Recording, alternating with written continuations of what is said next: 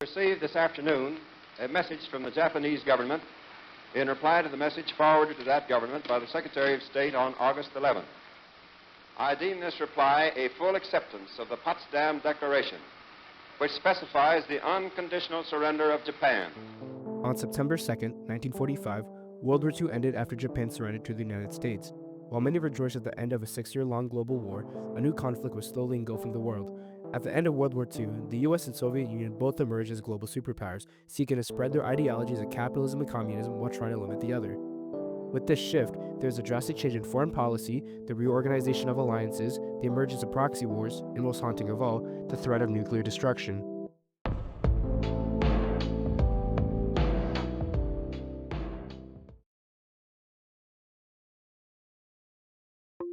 Like most major conflicts, the Cold War was not an overnight development, but rather a product of a long-term ideological split between the Western world and the Soviet Union, stemming back to the Russian Revolution. In October of 1917, the Bolshevik Revolution, led by Vladimir Lenin, had overthrown the Tsarist regime in Russia and established a communist state. The Bolsheviks built on the ideas of Karl Marx, the father of socialism, and established a dictatorship of the proletariat, with the aims of nationalizing the Russian economy and industry and placing it into the hands of the government to be evenly distributed and owned by the people. The USSR would eventually evolve into an authoritarian dictatorship under the leadership of Joseph Stalin, who used terror and force to suppress the people of the USSR under his rule and initiate reforms attempting to modernize and expand Russia's economy and increase their imperial gains. At the same time, the US was undergoing an era of prosperity following World War I known as the Roaring Twenties, which saw a rise in the increase of consumer goods leading to a surge in consumerism. Unlike the USSR, the US was backed by a capitalist economy in which private individuals own and control the means of production instead of the state, and rather than equally distributing wealth, individuals would compete for profit in a competitive market driven by supply and demand. Despite these stark differences, discontent between the two nations really started to escalate towards the end of World War II. In February of 1945, with the defeat of Germany drawing near, the Allies decided to hold a debate in Yalta. The Yalta Conference, as it was known, was a meeting between the Big Three: Winston Churchill of Great Britain, Franklin D. Roosevelt of the US, and Joseph Stalin of the USSR, to discuss the reorganization and future of the post-war world. The forefront of the Yalta Conference lay around the fate of Germany, which the Allies had previously agreed on to divide into 4 occupation zones, although plans to reunify Germany were blurred as Stalin wanted to impose heavy reparations on Germany to leave them weak, whereas Franklin D. Roosevelt sought to quickly reconstruct and reunify Germany. In addition, the US and Great Britain expressed their concerns about the expansion of Soviet influence over Eastern Europe, especially over Poland. The Allies were split on who would lead the restored Polish government, as the US and Great Britain pushed for a pro-Western government, while the USSR wanted to establish a communist-backed government. As a result, the Allies came to an agreement that the liberated Eastern Europe nations would be allowed to undergo free, democratic elections, a promise that Stalin would revoke. At the Potsdam Conference, the Allies resumed their discussion about the joint occupation and demilitarization of Germany, although there were still major disagreements over the collection of reparations, which resulted in the division of Germany. Debates over Poland continued, with the Big Three choosing to recognize the communist-backed provisional government of Poland despite suspicion held by the Western Allies, as well as expanding Poland's borders into parts of East Germany. Before the conference concluded, Truman presented Stalin with an ominous warning that the US had possessed a new weapon of unusual destructive force. However, Stalin had already known of such a weapon. The Potsdam Conference would mark the last time the Big Three ever met to discuss post-war reconstruction.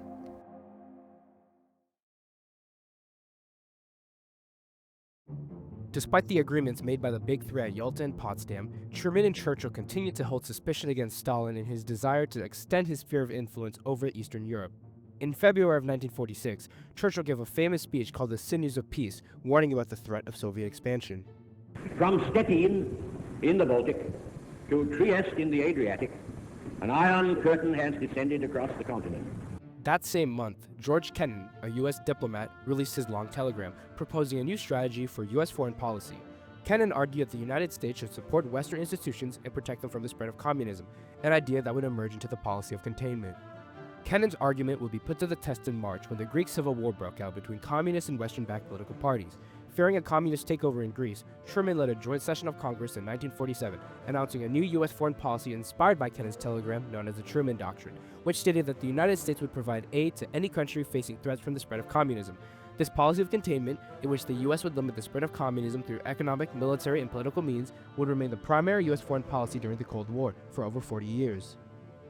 Following the Truman Doctrine, Truman signed the Economic Recovery Act in 1948, also known as the Marshall Plan, giving over $12 billion in aid to recover war-torn Europe.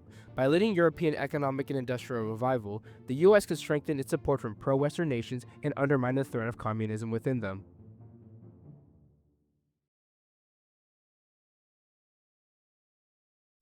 Despite the adoption of the Truman Doctrine and the Marshall Plan, Stalin continued to use political and military power to expand the USSR's sphere of influence. In 1948, the USSR backed a coup led by the Czech Communist Party to create a communist government. In Poland, elections were rigged to allow the Communist Party to maintain that power. In China, the USSR supported Mao Zedong in a revolution to overthrow the Chinese national government and establish a communist state. In Berlin, an international crisis erupted over the introduction of Western currency in an attempt to stabilize the German economy. In fear of influential sabotage by the US within the Soviet zone, the USSR ordered a blockade of West Berlin by restricting access to railways, roads, and canals. The US responded by using the Truman Doctrine and organizing the Berlin Airlift, where they used military planes to airlift food and other supplies to be dropped over Berlin until the USSR eventually lifted the blockade. The Berlin blockade motivated the West to create the North Atlantic Treaty Organization, NATO for short, in 1949, a military alliance between US and Western Europe that guaranteed the collective security of all its members through political and military means, furthering the US policy of containment. The USSR would eventually respond to the formation of NATO by creating an alliance known as the Warsaw Pact amongst Eastern European states. Tensions heightened in August after the Soviets tested their first atomic bomb, marking the start of nuclear arms race as the US and USSR competed in the first development of nuclear warheads. This led to paranoia and fear towards the threat of subversion by communism that would spark the Red Scare. In 1950, the State Department would draft a report known as the NSC 68, expanding the Truman Doctrine's goals of containing communism by promoting a massive military buildup to allow the US to protect the free world, which would be seen through US intervention in Korea and Vietnam against communism. Despite it ending nearly 30 years ago, the Cold War had left a profound impact on global politics and continues to shape global affairs today.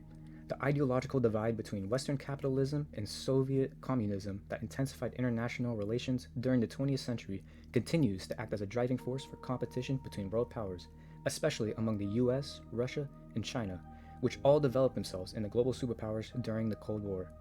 Many political institutions established during the Cold War, including NATO, continue to govern the Western world today. Furthermore, the arms race and threat of nuclear war helped drive US government spending towards military funding, which helped establish the military-industrial complex that transformed the US military into one of the most powerful in the world. Finally, the US foreign policy of containment and the Truman Doctrine that established the US as a global leader for democracy shaped the role of US intervention in foreign affairs in the 21st century, as seen in conflicts such as the War on Terror and the war in Ukraine.